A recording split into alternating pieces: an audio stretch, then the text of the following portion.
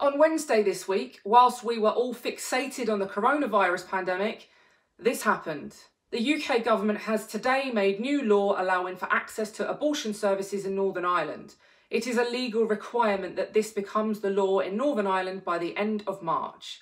The Department of Health in Northern Ireland will now be responsible for setting up abortion services. Northern Ireland, the last place in Europe to abstain from the killing of unborn babies, will now be forced to do so by Westminster.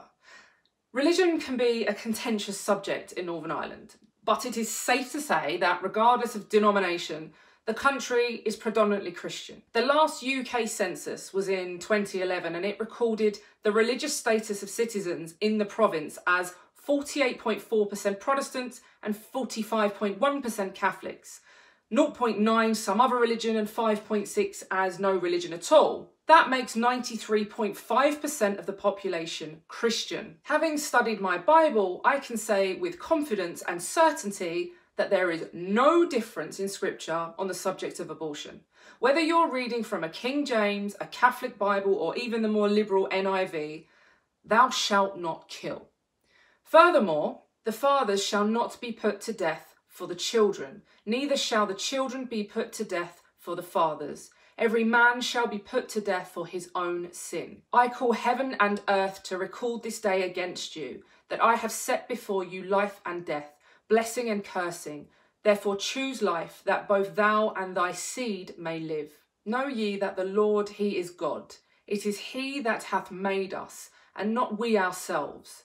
We are his people and the sheep of his pasture. Lo, children are an heritage of the Lord, and the fruit of the womb is his reward. There are many, many more examples of scriptures that support the Christian stance of being pro-life.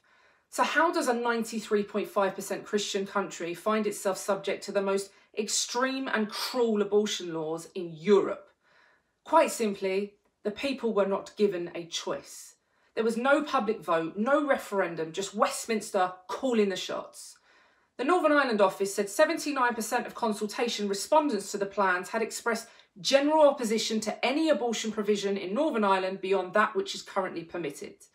But they were ignored, and in a few days' time it will be a legal requirement for abortion to be offered for any and no reason, on demand, and in some cases right up to the point of birth, across this Christian province.